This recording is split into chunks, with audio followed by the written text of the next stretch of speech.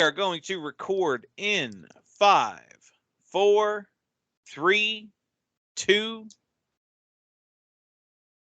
Hello, friends, and welcome to another edition of Dan and Benny in the Ring. I'm Dan Sebastiano, joined, as always, by the BS Express himself, Benny Scala. Benny, how you doing, buddy? Dan, I was so inspired by tonight's show that I wrote a poem, which I'd Oh, like a to famous Benny poem. Let's hear it. Absolutely. Yeah, it's been a while, right? So this is dedicated to my friend Miranda, also a very loyal Dan and Benny follower. She was kind enough to model our T-shirt on our Facebook page. So here we go. Dan and Benny in the ring for a year and a half. It's been a thing. Dan talks about bookers, and Benny talks about hookers. Uh-oh, I think I hear the fat lady sing. Yeah. That's funny. I like it, Benny. I like it. It's been a while. Before we get started, Benny, we had this weekend there was a huge event at our friends at the BWC. So why don't you give them a shout out, and before we get into the show. Yeah, let me do our promo for Dan and Benny in the Ring is brought to you by Boogie's Wrestling Camp, founded in 1992 by wrestling legend Jimmy Valiant and his beautiful wife Angel. BWC is located in beautiful, majestic Shawsville, Virginia. Whether you want to be a wrestler, manager, announcer, or valet, BWC is the place to be. At BWC, you receive the very best possible training from Jimmy and his amazing staff. You'll learn holes, bumps, psychology, and promos. The cost is just $250 down and $20 per session, which is ridiculously low, in my opinion. Boogie's Wrestling Camp has turned out 29 graduating classes, the most notable alumnus being a recent AEW World Champion, Hangman Adam Page. When you join BWC, you're not just joining a wrestling school, you become a part of the family. Interested? Visit jimmyvaliant.weebly.com for more information on Boogie's Wrestling Camp. BWC, the Ring of Dreams, where the dream becomes reality. Tell them Dan and Benny sent you. So this past weekend, they had their annual Valiant Cup. It's a battle royal. It's their equivalent of a WrestleMania. And from what I'm told, everybody went home smiling. A lot of action, and apparently so many people were there that they had to use adjoining homes for parking. So all around very successful. I think on Wednesday, Jimmy will reveal more news about his next extravaganza. Absolutely, Jimmy was posting some early pictures. Packed house, standing room only, and like you said, that was the big deal. The turnout was so huge. The local neighborhood people were loaning driveways and lawns to park in. They just had so many people showing up, which is always incredible, especially this time of year in that building. So, yes, sir.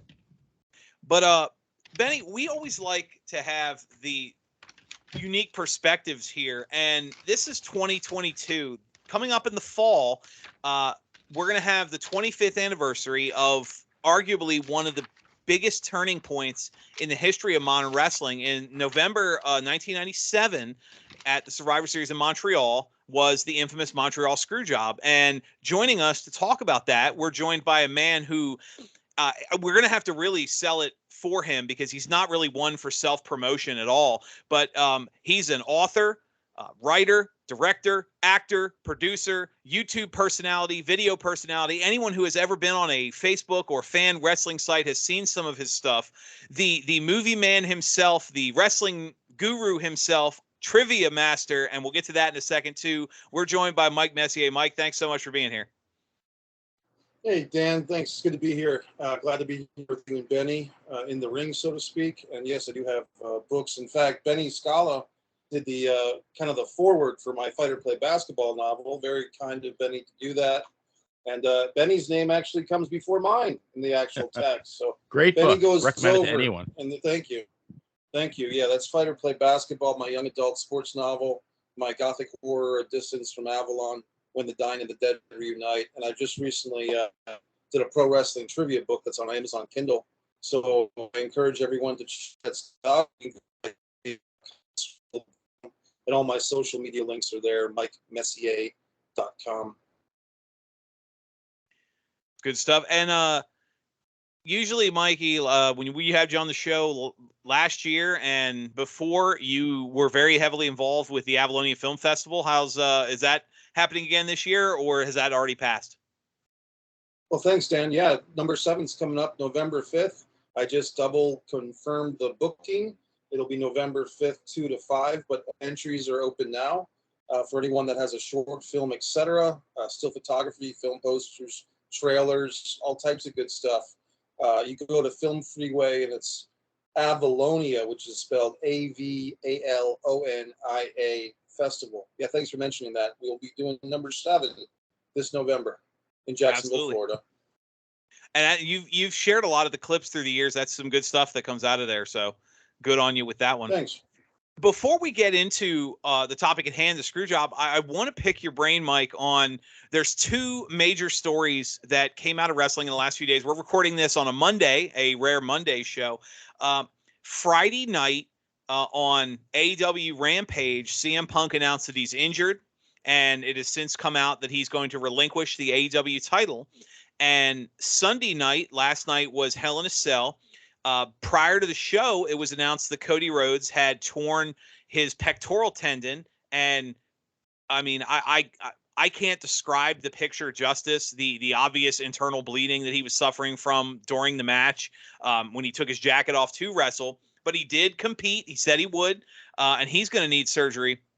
But I want to start with AEW because in response to CM Punk being injured, legitimately, not storyline, he's going to relinquish the title. They're going to have Tony Khan has announced that this Wednesday they're going to have a battle royale, and the winner will face #1 contender, or excuse me, currently ranked #1 Jon Moxley for to create an AEW representative. New Japan Pro Wrestling is going to have their own event to crown their #1 contender, and the 2 of them are going to meet at the upcoming Forbidden Door pay-per-view to be crowned interim AEW champion to hold a title eventually with whoever the current interim champion is. When Punk comes back, they'll have a unification, bring the title. Now, AEW recently took some flack for having an interim TNT champion when Cody Rhodes took less than a week off of television. He was inactive for all of about 4 days, and they were announcing new matches and new titles, and then they had 2 TNT belts for a while, and it got confusing. This is obviously a lot more serious and a bigger event. I'm curious, Mikey, what are your thoughts on, one, Punk's injury, bad timing, but also on how they're handling the interim title? Well, there's never, I guess, it's like the foot injury. In fact, there's a photograph of CM Punk and FR in the dressing room, presumably after their 6-man tag, which is where Punk got hurt. And if you look at the picture closely, you can see that Punk has 1 boot off.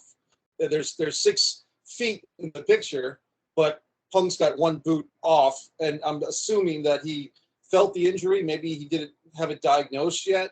But yeah, some people were speculating that the injury actually occurred on Punk's way to the ring. Then when he does the stage dive, he jumps into the crowd. Maybe he hurt his foot there. As far as the interim title, Dan, I think it's interesting. I mean, it's not my favorite. I mean, I kind of am of this school of, if you can't defend the title within 30 days, out for real, and allow a new champion. And once back into action, you do a pretty quick build for him to get a rematch with the current champion. That's my preference if I were Booker.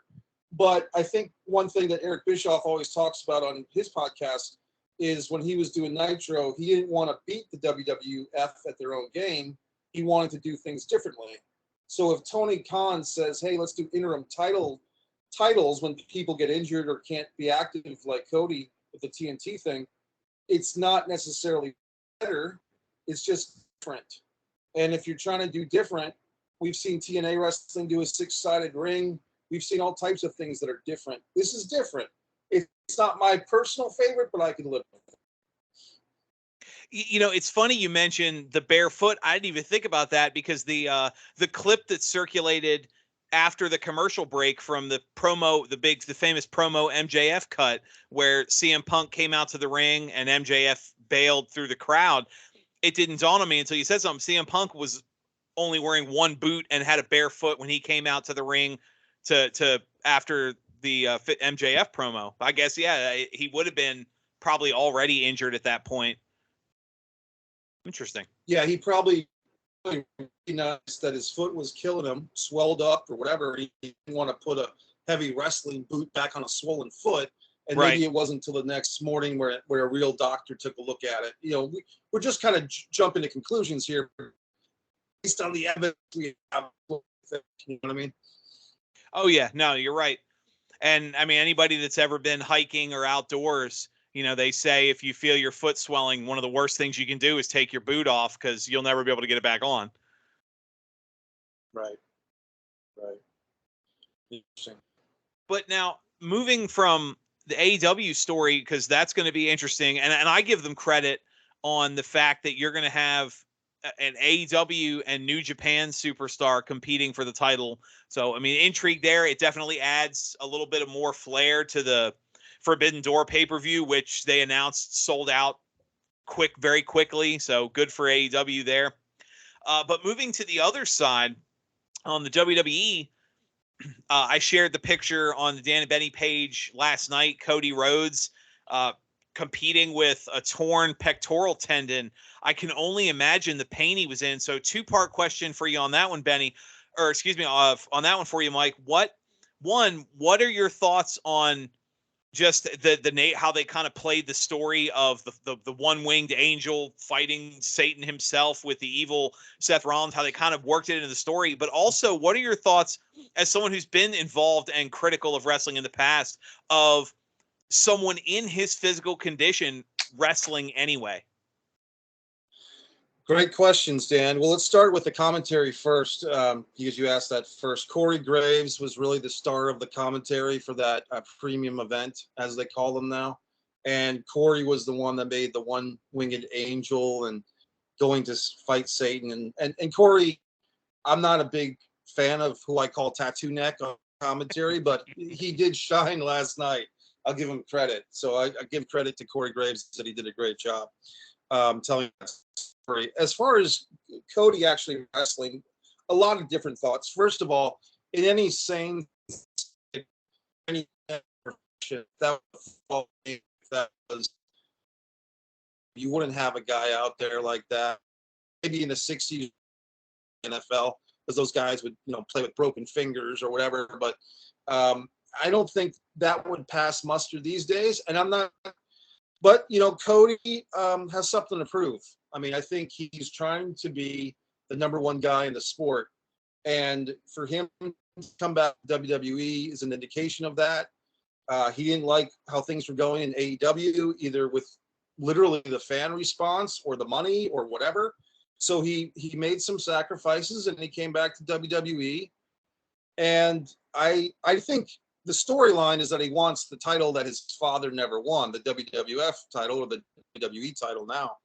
But I think the reality is not so much a title, it's I want to be the number one guy in the sport. And last night he was, because Cody was there, and a person who wasn't there was Roman Reigns. If Roman Reigns was more of a team player, I'm sure he found out about the pectoral injury, Roman Reigns, that is. He could have picked up the phone and told Vince or told Triple H or told Stephanie or whoever, hey, tell Cody to take the night off. I'll take his place in the cell. We'll make a defense versus Rollins rematch from the Royal Rumble where Reigns got disqualified and they never had a rematch.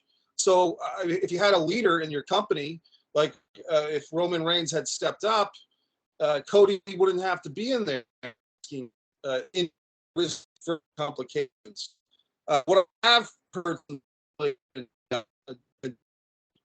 from Perez, to give him credit, once again, it's speculation, because the muscle was torn off. Once the muscle is pretty much gone, there's nothing further that can be made worse. So if Seth and Cody kind of and what they're doing so that Cody really did further than he already was, that could be the justification. Hey, pectoral muscle's already torn off the bone. You're going to have the surgery. You're going to be on the shelf anyway, but you can somehow get through this one match. I think the physical coloration of his pectoral. I mean, this is how I know it's not fake. If you watch the end of the match when they're trying to lift up Cody's arm in victory, there's actually a moment that I saw where the redness, which is basically blood coming through his chest, it actually, like I'm watching it and it's like a spot of red pops in, and that's not a special effect or makeup magically doing that. That's real blood vessels, bursting in front of us. So a tip of the hat to Cody. He is a tough guy. He's got big shoes to fill from the American Dream, Dusty Rhodes. It's interesting how Dustin Rhodes' career has gone, but Cody Rhodes has done a lot in his career, and I think he's less than 40 years old. What do you think, Benny? This is they said only the second time, or excuse me, let me rephrase that. Since this is to be the second pay-per-view in a row where there was no title match. The last time that happened was 2017. What do you think about Mikey's point that even with Roman Reigns, that Cody Rhodes last night became the biggest star in the company? And my respect for Cody Rhodes has gone up tremendously because of what he did. I mean, I'm a huge baseball fan, and all you hear every day is, people are going on the IL with a hangnail for 2 weeks. And here you have, I mean, it literally looked like somebody taped an eggplant to Cody Rhodes' chest. That's how horribly disfigured it was. And I've been into weightlifting for a number of years, and I've seen some torn pecs. That was one of the worst things I've ever seen. And the guy, pure guts. And I mean, he didn't have to do that, but his dedication and his passion. I mean, how could you not respect a guy like that? You always find ways to sneak baseball into the show, Benny. Is this Cody's bloody sock moment? Did he get I don't know if he got in the Hall of Fame or not. Curt Schilling. I don't think he did. Cody's going to get in the Hall of Fame though. Oh yeah, absolutely. I did like the nice touch of Rollins wearing the polka dots, right, kind of rubbing it in a little bit. I thought that was great stuff. Couldn't bring Sapphire back though. No, not. But I don't know. Kind of what we were talking about, Benny, before Benny and Mike before the show. I don't know if a character like her would fly in today's world. No, especially the storyline of her turning on Dusty after a rich man buys her. So, I don't know if owning ethnic manservants and people is something that the 21st century wrestling would give the thumbs up on. But injuries aplenty, fun stories aplenty. But main topic we wanted to get to tonight, Mikey, we wanted to pick your brain and talk about it. We're coming up on 25 years of the Montreal Screwjob, and obviously I think it's something that's come up a lot, especially AEW with the Owen Hart tournament. And a lot of the involvement, the Hart name has kind of come to the foyer of wrestling again. Hopefully, the honors for Hart stay just in tournament form and maybe the occasional ring attire, because all the respect in the world to people wanting to honor the legacy, but I have seen some of the worst looking sharpshooters I've ever seen in my life the last few weeks, and maybe leave that to the Hart family. Leave that to the Hart family. We can honor them other ways, but we got to get the obvious out of the way. It came up during the Dark Side of the Ring episode. It's come up in podcasts and interviews before. Scott Hall was probably one of the most prominent advocates for it. Vince Russo's had his opinions, as Eric Bischoff and others. So, Mike, your thoughts? Montreal Screwjob, 100% real, or was there any shoot involved to it? Or you mean, is it work or shoot, basically? Basically, yeah. In other words, was Bret Hart in on the work, I think is what you're saying. Yes. It was Bret Hart part of a conspiracy to create a fictional thing in order to get Bret out of a contract? I don't believe so. I think the conspiracy, so to speak, is kind of what the story's been given to us. Shawn, I think Pat Patterson, Vince, Triple H, and maybe at some point the ref, Hebner, basically had this little plan. And I don't think they told Jim Ross or Lawler about it either. And they went out there and they did their little plan because, and I can go into some nuances with this too, that I think will be good, because I think a lot of people kind of put the blame on Bret. And I don't think so, because Bret had said that Shawn in the dressing room at one point said, Bret, I want you to know that I'll never put you over in the middle of the ring. And that apparently that happened a couple of months before the Montreal Screwjob. And so Bret felt like, if this guy would never put me over, why should I put him over? After he already had put him over at WrestleMania 12. So kind of some diva-ish behavior between the two of them that year. 1997 was a very exciting year for pro wrestling. WCW was actually doing better than the WWE with the NWO and Hogan and Sting and all that good stuff. And the WWF put a lot of emphasis on Steve Austin, the Calgary Stampede pay-per-view where Austin and the 10-man tag and everything. But Austin was hurt at SummerSlam 97 in August. So by the time we get to Survivor Series 97, they did bring back Austin on that show. He beat Owen Hart for the Intercontinental title. But we still, when I say we, the WWF didn't really know what they had in Steve Austin. They didn't know if he could take bumps ever again. It was like a trial by fire for Austin's neck. So they didn't have they were very concerned that if Austin is touchy, he's the number one guy in our company, but he might be injured for the rest of his career and may not have much of a career left. And then they don't, in Vince's mind, they didn't have the money to pay Bret. What are we going to do here? And the answer for Vince was to go back to Shawn Michaels. And at the time, everybody respected the fact that Shawn Michaels was having great performances. But I think Bret Hart, for my own taste, had better matches. I think Shawn made himself look great. I think Bret made himself and his opponents look great. That's the difference. But for whatever reason, Junior, as I call him, McMahon, had a real thing for Shawn Michaels, which he continued to have for years on end. And he wanted that belt on Shawn, so he got the belt on Shawn. There's been other screw jobs. Go back to 1963, Madison Square Garden, May 17th. Buddy Rogers thought Bruno was going to, do the job, but au contraire, Bruno beat him, I think, in 47 seconds. Wendy Richter got screwed by Vince Jr. with Moolah for the title. So there's been other screw jobs. What makes this one so significant? Is it because it's the latest one, and now we have the advent of social media, and that's why we're talking about it more, or is it more significant than the other ones?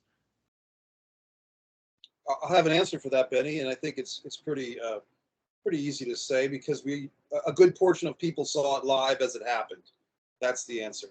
If Moolah and Wendy Richter would have happened on, say, MTV in 1985, that might have been a bigger story, because that match was taped and shown like on Saturday morning, a couple of days later, or a couple of weeks later. And no offense, but at the time, the women's title was not as big a deal as it is now. Right. That was kind of just something we saw that we didn't really think about too much, I guess. But I think because it was on a pay-per-view and wrestling was getting really, WCW was number one. WWF was number two. ECW was trailing behind at number three. But as far as like the pop culture world, where you had South Park, you had Howard Stern Private Parts movie coming out, you had DX, Suck It. Everything was very edgy. You know what I mean? Limp Bizkit, Beavis and Butthead. All this stuff was very edgy.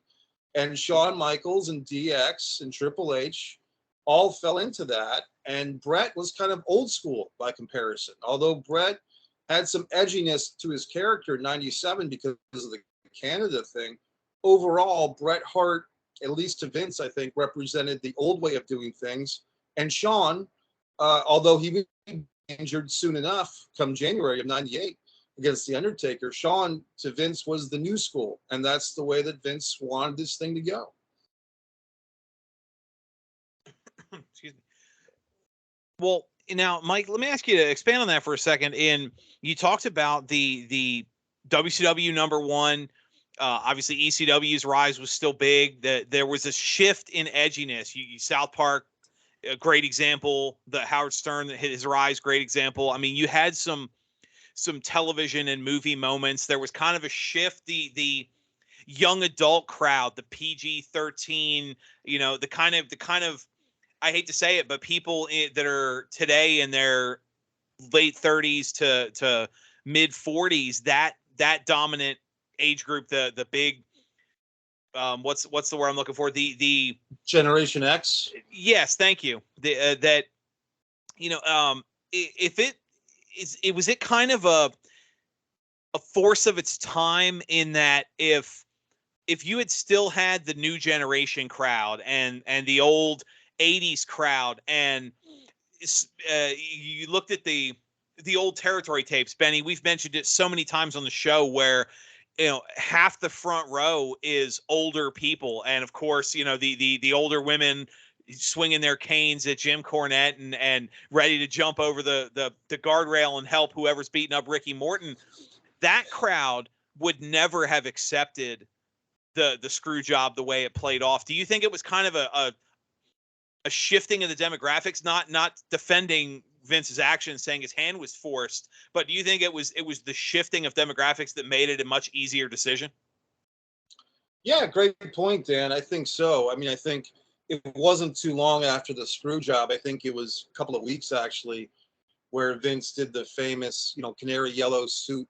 We're not going to insult our audience. We're now edgier promo. If you remember that, it's a famous straight to camera promo that Vince did. That was after Survivor Series 97 and before the next pay-per-view, which was the DX pay-per-view. I mean, there you go right there. The next pay-per-view after Survivor Series 97, I'm sure it was booked, at least 6 weeks in advance. It was In Your House DX. So, I mean, they're already planning on a pay-per-view that's named after these guys, Shawn Michaels, Triple H, and China. You know what I mean? So I think it was the click. I mean, we haven't really gone there, but Kevin Nash, who, of course, I've worked with in the movie The Manor that I co-wrote. But Kevin Nash, Scott Hall, rest in peace, great wrestler, Scott Hall, Razor Ramon. Sean Waltman, a.k.a. Six, a.k.a. the 1-2-3 Kid, the Kid, and Hunter, Shawn Michaels, that was the click. And even though that Scott and Nash and I think Waltman were all gone by Survivor Series 97, the click still had a lot of power in pro wrestling. And I think Vince McMahon was kind of enamored or impressed or whatever with these guys. And I think when he saw the repercussions of when Nash and Hall left the company, he really didn't want to lose Shawn especially, or Hunter. And when there was an opportunity to get Waltman back, he took Waltman back, a few months later. So I think Vince was convinced that the more click guys he had on his side of the fence for WWF, the better. He had 2 out of 5. A couple of months later, he'd have 3 out of 5. And then when WCW, went out of business and Vince got Hall and Nash back, he had all 5 again. So I think that could have been part of it that we haven't really talked about a whole lot. Mike, a very large part of the debate is who was in on it and who wasn't. So I'm gonna rip off a couple of names here and let me know if was JR in on it. I don't think so. No. I agree with you. I've heard a lot of big reason why was because he was the director of talent relations, and I think Vince thought that if the boys thought he was in on it, it would completely destroy his credibility.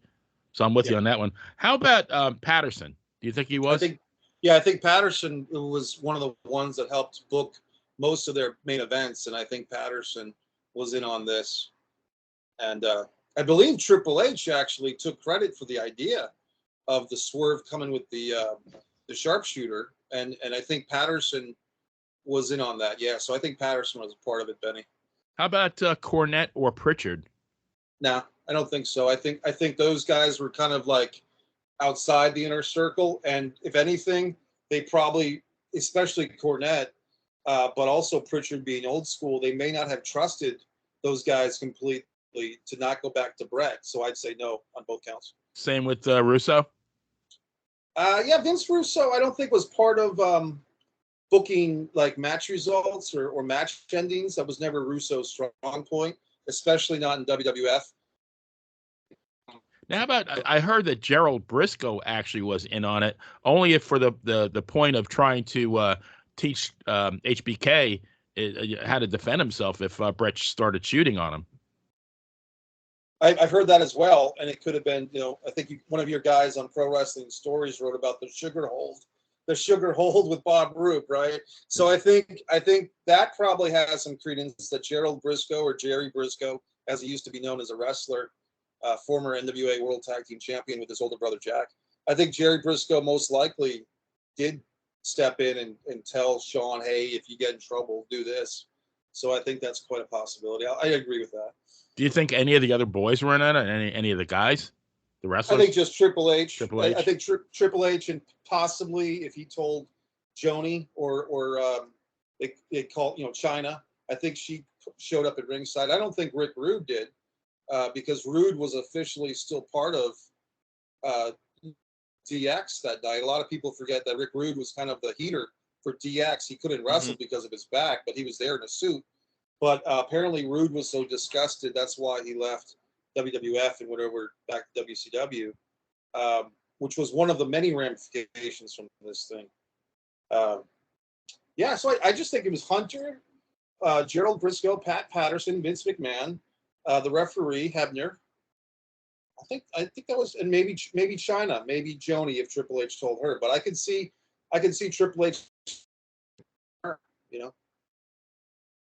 Well, let me ask you to go again, expanding the stories, especially some of the backstage interviews that came from the Dark Side of the Ring episode on the Screwjob. If word had kind of gotten out, for lack of a better description, in the back, Undertaker and some of the more senior, no BS guys, is there any kind of a locker room mutiny? Does this, if word gets out that this is what McMahon's planning, does it still happen? Or is this one of those things where maybe Sean gets beat up in the back and doesn't even get to the ring? Like, what are your thoughts if word gets out? How do you see it playing out? Well, from what I understand, the Undertaker, Mark Callis, has said that he wishes that Vince had gone to him. Meaning the Undertaker, because the Undertaker was starting to become, and I think Undertaker even said that this incident, once Brett was gone, Undertaker was by default, if nothing else, the guy in the locker room leader. But before this is kind of the catalyst to put Undertaker on that marquee, because Brett actually had a longer tenure than Undertaker. I think that's a good question. I mean, I think that a guy like, Mick Foley apparently stayed home for a night after this whole thing happened. Mick Foley didn't go to Raw the next night because he was so disgusted. Rick Rude went home after, whatever the next Raw, because I think Rude appeared on one more Monday Night Raw, and then he left in disgust and called Eric Bischoff and said, "Can you put me back on the WCW payroll? I can't stand to be here with these guys." So there was some repercussions. Davey Boy Smith and Jim Neidhart, for what it's worth, they ended up leaving as well. That kind of gets forgotten about, but they were pretty strong talents. I mean, here's another part of the story that we forget. The timing of it was really pretty bad because less than a month earlier, Brian Pillman had passed away. I mean, people forget that Brian Pillman died the same night as the Ground Zero in Your House pay-per-view that had Shawn versus Undertaker in the first ever Hell in the Cell and Kane's debut. Well, that's the same day that Brian Pillman was found dead. And less than a month later is the Survivor Series 97, which was very early in the year for Survivor Series. If you look at the date, I believe it was November 9th, 1997. We're typically used to seeing the Survivor Series much closer to Thanksgiving, 2 or 3 weeks later. So it's just kind of interesting that the Bret Hart character was so powerful. I was watching both companies at the time. I can't believe it's been 25 years, man. That's crazy. But I can remember pretty vividly that 1997 was one of the best years for pro wrestling as a pro wrestling fan. If you had cable TV, if you could afford the pay-per-views, or you could split them with your friends, or some people had what I call the black box cable network, you could watch all this great wrestling. WCW, ECW, WWF, and just tons of great wrestling. And this Bret Hart, he had a hell of a great year. I mean, he wrestled on that Terry Funk retirement show, one of Terry Funk's 100 retirement matches. You know what I mean? So, I mean, Bret just had an awesome 97. And to me, it's a shame that it went out with a whimper like that in WWF. And even more of a shame how he was used at Starrcade 97 as a ref for the Larry Zbyszko, Eric Bischoff match. So I'm not sure if I answered your question or if I just answered 20 other ones, Dan, but it does get me riled up thinking about this stuff. Okay, here's the point I wanted to make. If I was the booker, if I could create a time machine, this is what I would have done. The Undertaker did not wrestle on that show. On the Survivor Series 97, The Undertaker does not have a match. As far as I know, he was not injured, right? So what they could have done, and you kind of alluded to it, Dan, a few minutes ago, they could have done a backstage segment where they show Shawn Michaels lying on the concrete in a pool of his own blood. And then they show like a boot in the blood. And it's like the Undertaker's boot print in the blood. And then they have Bret out there for the main event. They introduce, like, maybe they play Shawn's music. He doesn't come out. Then they play Bret's music. He comes out. And then Bret's waiting for the challenger for Shawn. And then the lights dim. And then bong. And then the Undertaker comes out. And they have an impromptu title match, Bret versus the Undertaker. The ref calls for the bell, and Undertaker beats Bret for the with Shawn putting over Austin at Mania in '98. They could have easily transitioned to having that title change at the DX pay-per-view a month later, or even at the Royal Rumble in January. They could have had Shawn beat the Taker and gone right to Shawn versus Austin. And I think the Undertaker was kind of alluding when he talked about this, that's what he was kind of pissed about, because he thought, which, you know, that's typical wrestler think. How can I get involved in this? But I think the Undertaker had a good point. His character was really the only person that could have pulled this off, meaning the Undertaker's. Austin, as popular as Austin was, they wanted to save his title victory for Mania. And once again, they didn't know the extent of his injuries to his neck. You know what I mean? He was really touch and go. So there's some more thoughts for you. I like it. Well, let me ask you then, you talked about winners. Are there any other, you mentioned Bret Hart's career, are there any losers in this? I mean, McMahon goes on to become, Vince Jr. goes on to become the Mr. McMahon character, the Bret screwed Bret. You talked about the yellow suit where he straight up admitted wrestling is fake and we're not going to insult you by pretending to be real anymore. And you know, I mean, Bret Hart went on to WCW and made a fortune. Unfortunately, like you said, he was kind of very poorly booked, just kind of fell through the cracks of the BS that was the backstage WCW. HBK goes on to be remembered as one of the greatest singles performers in wrestling history. I mean, is there anyone other than maybe Bret Hart, you mentioned being wasted in WCW, that comes out of this worse for wear? Yeah, I mean, I'd say the list is basically Bret Hart, and if you really want to be, you know, what's that term, butterfly effect about this? You could even say Owen Hart. You could make a case that if Bret Hart had stayed with the WWF through '99, and if Owen had expressed to Bret he wasn't comfortable with doing the from the ceiling stuff with the Blue Blazer outfit, that Bret would have enough locker room clout to get Owen out of that situation. So, I mean, that's real butterfly effect stuff. That's, if this happened, then this would have happened, or that wouldn't have happened, or whatever. But, I mean, I think without Bret being there as kind of the brother, you know, with all the clout, Owen was kind of more privy to being manipulated by these guys. And unfortunately, Owen paid the ultimate price. And I think Bret ended up paying the ultimate price of his career, because he goes over to WCW, as you said. They didn't book him very well. They started to get going with him with a couple of world title runs and stuff. And then, unfortunately, he has that match with Goldberg, and he gets, you know, kicked in the head and the concussion and so forth. So who else would have been a victim? I mean, you can make a case that Davey Boy Smith was a victim. You know, Davey Boy and Jim the Anvil Neidhart, like I said, they kind of left. You know, WWF ended up in WCW as kind of a mid-card tag team. And apparently Davey Boy somehow got injured in a ring, had like a trap door for the Ultimate Warrior to pop out of. And Warrior had said that Davey Boy was probably on some type of pain medications or something himself. But in any event, Davey Boy came out kind of worse for wear, although he didn't stop wrestling. He had another run with him in '99 in WWF. So I would really say that who suffered the most, I think, is the Hart family, you know, to put a period on that. Mike, I'm going to ask you a question. I'm going to answer it first, but I'm very curious to what your opinion is, and that is, who's really at fault here? I think Brett takes a lot of undue heat as being the catalyst, only because, you know, people have always said he took himself too seriously. You know, he didn't want to drop the title in Canada, which, I mean, that has some merit. My theory is that, I mean, I think Vince was at fault. And the reason why I say that is, you know, Vince had offered Brett a very nice contract, which, you know, because Brett wanted to stay. Brett didn't want to leave.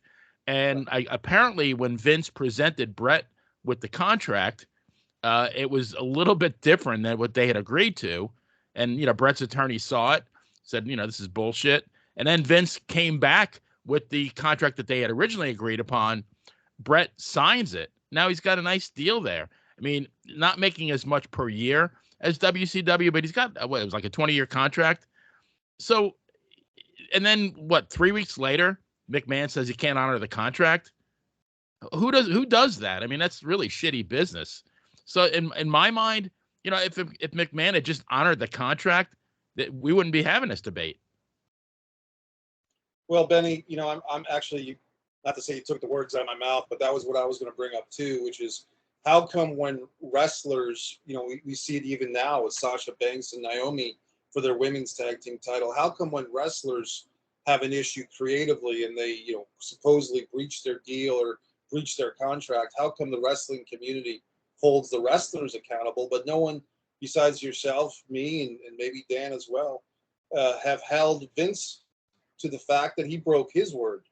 You know, Vince, who always claims he's the handshake deal guy and his word is his bond and all this good stuff. How come no one holds Vince to the fire that he wasn't doing that with Brett? And I know that the response for WWE apologists would be that Vince couldn't afford to keep Brett, so he was doing what he had to do to keep his company in business. Okay, fine, maybe. But how do we get to the point where, you know, 2 months later, you're booking Mike Tyson to be a referee at WrestleMania and a couple of TV show appearances, and you're giving him $1 million for less than a half a dozen appearances? How do you justify $1 million for Mike Tyson and not honoring Brett's contract? It's pick and choose morality. It's pick and choose business morality. And I think, you know, this is one of the cracks in the WWE history, where people like myself that are a bit disgruntled with WWE, especially at the ownership level, this is one of the things that we cite, where ownership was less than upfront with their employees, perhaps less than upfront with their fans, and they got away with it because they always seem to get away with it. But I mean, I could see if, like, say 2 years later after the contract, and Vince goes back to Brett and says, "Hey, Brett, you know what? I just can't pay you. I mean, I'm losing my ass here." But it was like 3 weeks. What happens in 3 weeks? Yeah, you know, the other funny thing, Benny and Dan, is that I don't know if you guys have seen this, but circulating on the internet is a Vince McMahon letter to Ultimate Warrior, Jim Hellwig, the Ultimate Warrior, after the Survivor Series '97, making a very detailed offer for the Ultimate Warrior to come back in late '97 for like a 3-year contract, and was like, "We're going to start over, pal, and it won't be like it was last time," you know, referencing '96 and '92 for Warrior. Because like I said, I think that Austin injury, if Austin had not been, you know, pile driven on his neck, Not to say none of this would never happen, but I think Vince was really desperate, at least in his own mind. There are things creatively that could have been done. They could have easily put the Undertaker into that match and had Undertaker beat Bret. Bret says that he would have put anybody else over, but Shawn. He would have put Austin over if they wanted him to. He would have put Undertaker over. He would have put Shamrock over. He would have put Brooklyn Brawler over for the title. I would have liked, but I think that would have been cute. I think that the thing is, Bret was holding on to this grudge that he put over Michaels at WrestleMania 12. Michaels apparently right after the match happened, Michaels told the referee to get that piece of trash out of my ring or some such thing, meaning Bret.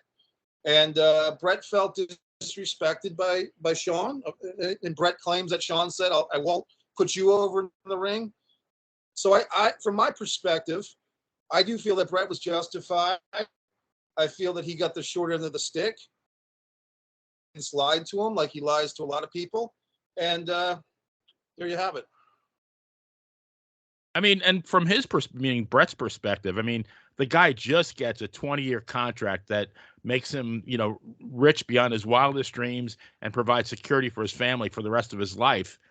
3 weeks later, McMahon yanks it out from under him. If I'm him, it's like, why would I do anything for McMahon? Great point. Just Bret being there at all. I mean, I also wonder, Benny and Dan, like, if Bret did have lawyers in his corner, why couldn't they enforce the contract? I mean, these wrestling contracts, I mean, who was that the name of the politician who was up in arms about the WWE contracts with wrestlers? But I mean, if you talk, you're talking about Andrew Yang. Yeah. So I mean, this is how come they're independent contractors when you need them to be independent contractors for the tax man, but when it's Sasha and Naomi really want to be independent and they want to figure out their own bookings for this women's tag team title, or when Bret doesn't want to put over a guy that said he wouldn't put over him, meaning Bret, meaning Shawn. How come they're not independent then? It's independent when they're trying to get away with something from the tax man, but when it's we want to tell you what to do and you do it no matter what we say, then suddenly they're not independent. Then they're employees who are hired to do their choreographed wrestling matches that they have 8 hours to work out, right? I would say that Vince has far more control over an independent contractor than any employer has over their employees. Right. And Jesse Ventura's talked about this. Yang, the politician Yang's talked about this. Who was the guy, John Oliver? Yeah, last week tonight, he did an entire segment on it. Yeah, he did an entire episode, really, like a 22-minute episode on WWF. And I recently, I have YouTube on in the background most of the time, so that recently came up in the cycle again on my YouTube stuff that I was watching. And I mean, it's true. And here's the other thing, guys. We're all wrestling fans, as much as I complain about the WWE. I watched the Celtics game last night, but I watched the WWE pay-per-view this morning where, the Hell in a Cell. I skipped through a few of the matches that were boring to me, but I did watch it, because I want to see what happened. So as much as we complain about WWE and McMahon and everything else, we're still watching, and that's why they're still in business.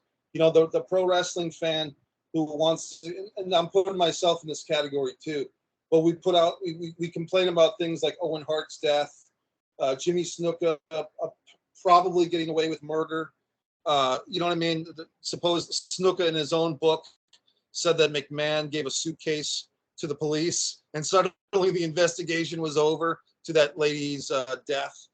So, I mean, we know the stories, the Mel Phillips stuff, all the scummy stuff with the Ring Boys scandal from, the early 90s. I mean, you watch some of these old WWF things on YouTube and you hear Gorilla Monsoon openly joking about the Terry Garvin School of Self-Defense. So, I mean, if they're openly joking about that, Terry Garvin being accused of some illegal stuff with the Ring Boys, they're openly making fun of that on these classic WWF shows that were aired every Saturday morning.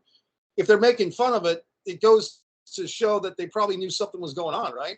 Otherwise, why are they making fun of it? You know, they're making a lot of double entendres about some of the preliminary wrestlers that they say were the Terry Garvin School of Self-Defense. So my point is, until the wrestling fan, and I think most wrestling fans are somewhat moral and somewhat good people, but probably are, but unless the fans start saying, you know what, we can't support this company that treats humanity like this and has such a low integrity, no matter how much money they put into, don't be a bully, be a star, while still taking money from the Saudi Arabian Sports Authority that, executed more civilians than any other country in one day.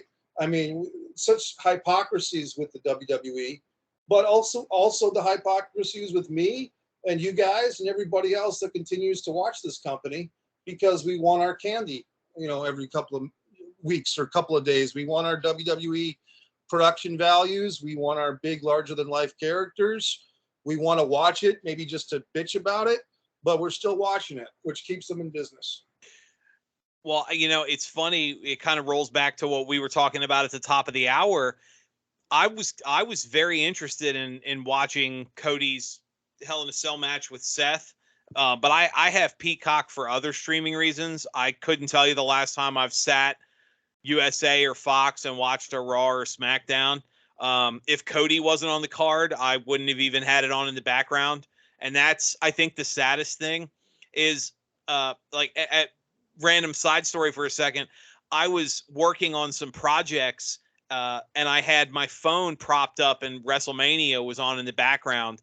And I was I happened to mention to a friend of mine, I was like, here I am, WrestleMania is on in the background while I'm doing something else.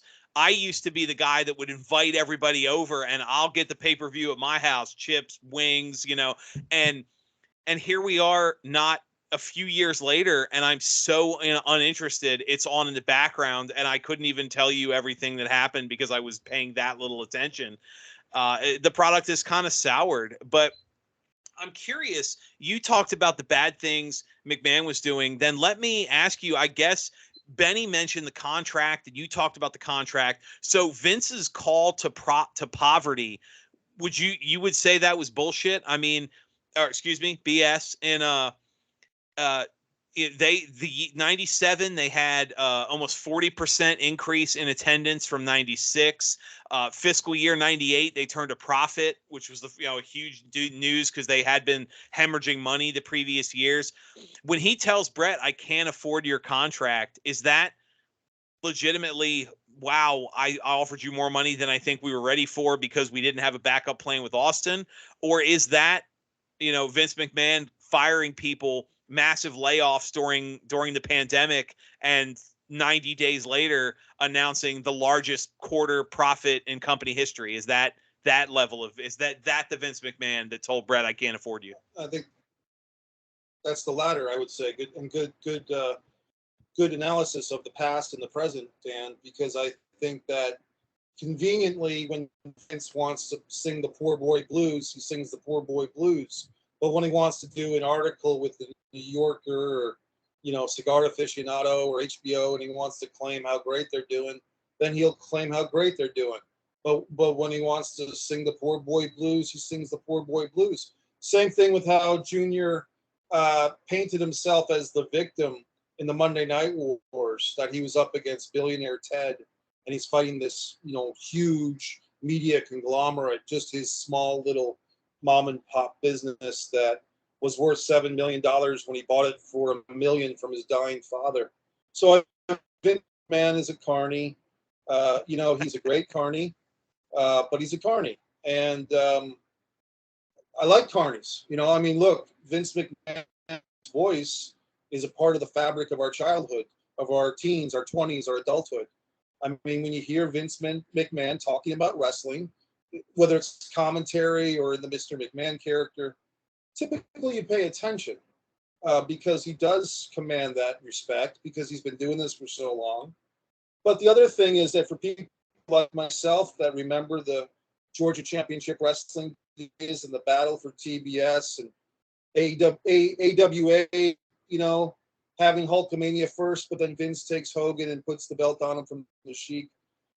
For those of us that kind of lived through that era of the death of the territories, I don't think any of us legitimate wrestling fans put Vince Jr. on a pedestal as some great guy. He might be a great promoter, but he's not a great guy. You know what I mean? So it is what it is. I mean, a lot of these wrestlers, the modern day wrestlers, I take issue with.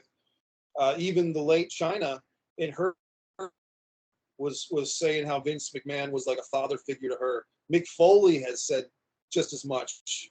You know, Vince, Jim Ross, who's like 3 or 4 years younger than Vince McMahon, has said that Vince McMahon is like a father figure. One of my pro wrestling rants, for the people that have never seen me before, I have these pro wrestling rants on my Subscribe to Mike Messier YouTube channel. And one of my rants, Dan, was pro wrestlers have a father figure complex to Vince McMahon. And I think the fans also have a father figure complex to Vince McMahon. And I think the more modern day WWE NXT fans have that same father figure complex to Triple H. And so do the wrestlers. And it just goes to show that a lot of people in the wrestling business, along with entertainment of all kinds, are broken people that are looking for validation, people that might, I always say that with actors, not even talking about wrestlers, but with actors, but apply it to wrestlers too. A lot of actors and wrestlers have gotten mommy's hug, but they haven't gotten daddy's pat on the back. So what a guy with a big personality like Vince McMahon and a big way to pay people money for being wrestlers, he takes on that father figure role to these wayward souls who need that. Well, there you have it. Mikey, as we wrap up, I know we can't help but thank you for your time. I mean, you've been a friend of the show since the beginning. It's not the first time we've had you on. We'll definitely have you back. Benny, as we wrap up, any final thoughts, questions, anything like that? I think it's whether you like McMahon or not. I mean, he created a controversy that 25 years later we're still talking about. Yeah, 20. You know, it's funny. You think about it. This is 25 years later. McMahon offered Bret Hart a 20-year contract. Which they signed and negotiated 1996, 1997. So if Bret Hart fulfills his obligation, he only retired 5 years ago. Yeah.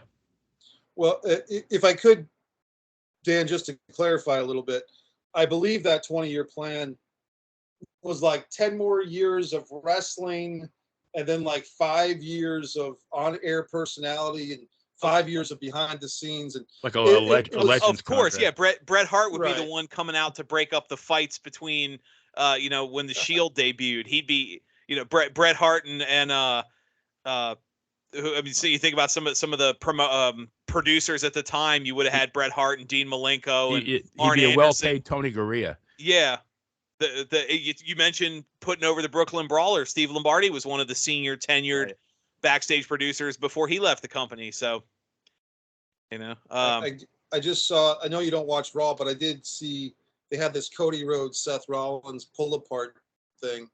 And they had the pull apart, guys in suits, the random people in suits. And Kurt Henning's son, Joe Henning, who wrestled as Mike in WWE. Curtis Axel. Curtis Axel, yeah, thank you. He was out there, and the guy looks like he's 30 or 35 years old. And I'm thinking, man, it was like 2 or 3 years ago, but it felt like 2 months ago that I was watching this guy and Bo Dallas win the WWE tag team titles as like some type of, underdog team, right? Yeah. And they were the B team. Yeah. Literally, that's Yes. what they were called. Yeah. And but, you know what? My wife and I went to a SmackDown about 5 years ago or so when it was here in Norfolk, and the B team was insanely over. They came out and had a match against Heavy Machinery when they were just coming up to the main roster about 4 or 5 years ago, and the B team was super over. Like it's one of those things where the natural talent and charisma you get over on your own, even though you're going nowhere. You know? Well, I mean, and to me, Dan, I mean, I'm glad you articulated that, because I remember, like, both of those guys were being misused. You know, Bo Dallas is the brother of Bray Wyatt and the son of Mike Rotundo, and you know, the grandson of Blackjack Mulligan, the nephew of Barry and Kendall Windham. And Bo Dallas, for whatever reason, although he seemed in many ways to be just as good as his older brother Bray, he's getting buried. Curtis Axel had an Intercontinental title run for a cup of coffee. Then he's getting buried. And here we are, just 3 or 4 years later, and I'm seeing this clip on Monday Night Raw, and the guy's 30 or 35 years old wearing a suit, breaking up other wrestlers. He's probably younger than Cody, and Seth, to be honest with you. So, I mean, as great as the WK in some points, they had a great WrestleMania here. They had a great performance by Cody last night. As great as they can be when they want to be, a lot of times they don't seem to know what the heck.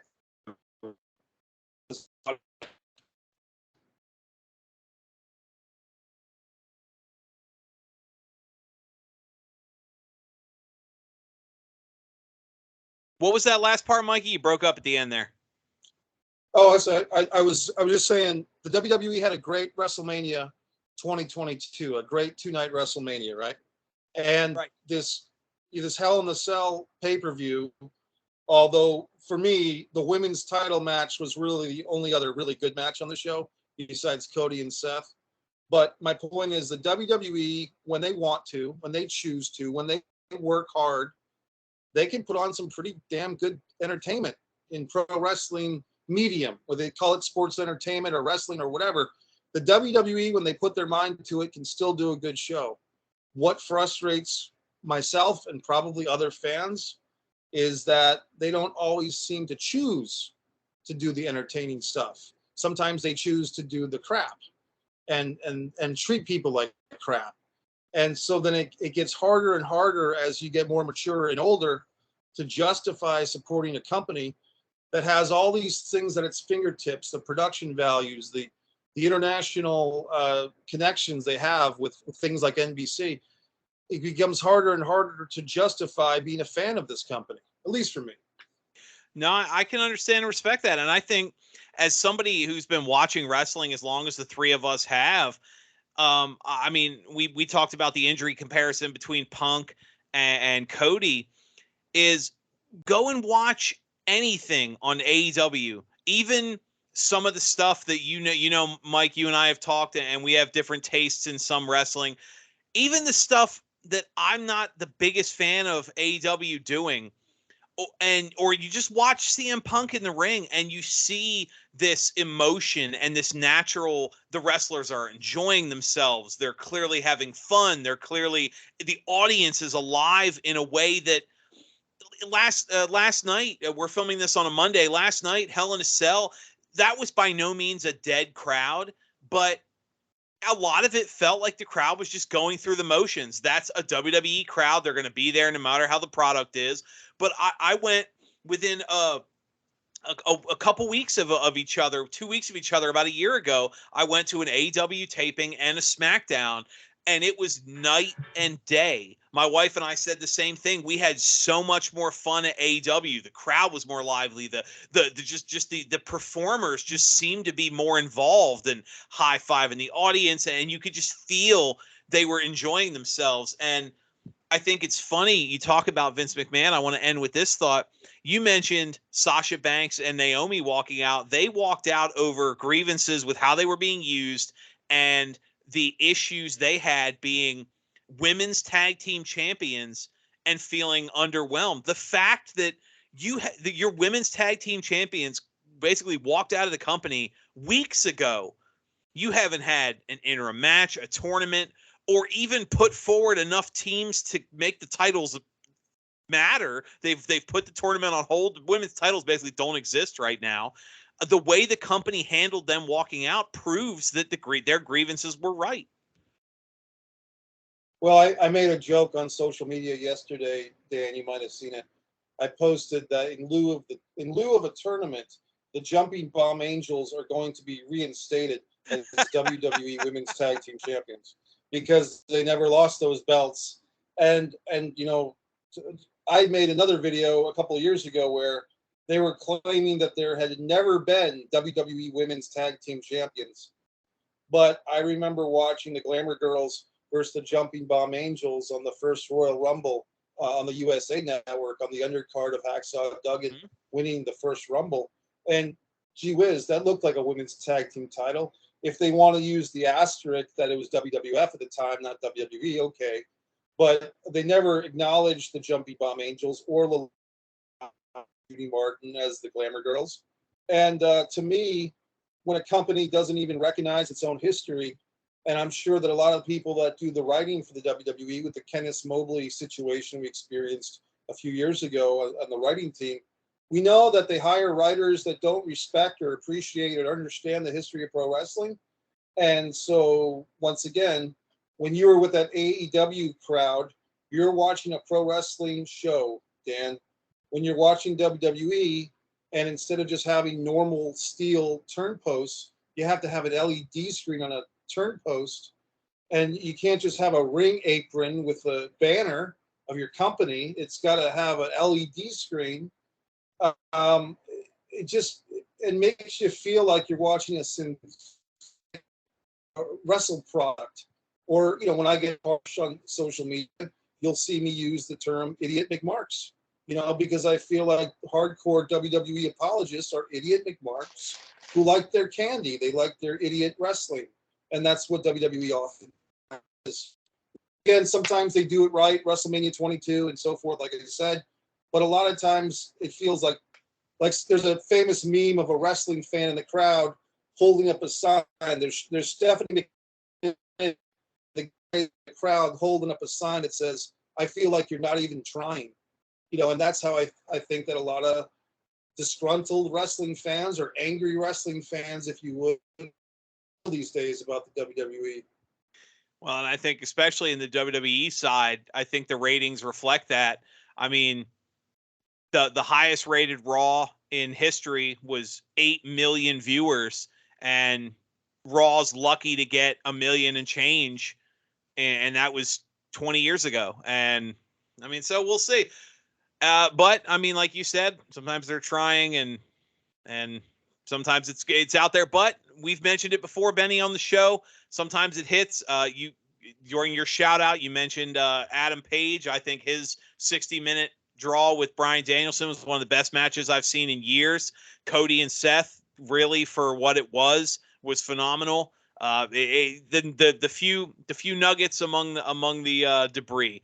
But Mikey, as we wrap up, I know you've always got a lot going on social media in the future. What can we see from Mike Messier coming forward? Well, I really appreciate it if everyone would like to check out my stuff. www.MikeMessier, Messier, MikeMessier.com. If you scroll to the bottom, there's all my social media links I got up there now. The subscribe to Mike Messier YouTube channel. Yes, that's the name of the channel. Really proud of this novel that I published this year that my buddy Benny has the forward in, which is Fighter Play Basketball. It might be the greatest piece of art that I've done, because I think it'll inspire a lot of people. It's a sports fiction book. And then the Pro Wrestling Trivia, my comic book, Wrestling with Sanity graphic novel, is available on Kindle. If people have Kindle Unlimited, they could read all my stuff as part of their subscription to Kindle Unlimited. I've put all my stuff on Kindle Unlimited. You can even find my Distance from Avalon book in the Jacksonville Public Library system, believe it or not. So, I mean, my stuff is out there. It's easily available to the general public. And I'm just trying to do my thing.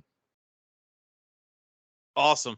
And like he said, Fighter Play Basketball. You mentioned it's available Kindle, so Amazon? Yes, Kindle, paperback, and hardcover. And like I said, if people that like Benny, they'll be appreciative because Benny's actually got the first word. He put the advanced praise in there. So really appreciate Benny. And Benny just actually gave a nice review to my Pro Wrestling Trivia book, which is kind of interactive. That's on Amazon Kindle Vella. If you put Pro Wrestling Trivia, Smart Mike Messier, you can play some pro wrestling trivia with yourself. or your wrestling buddies. There you have it.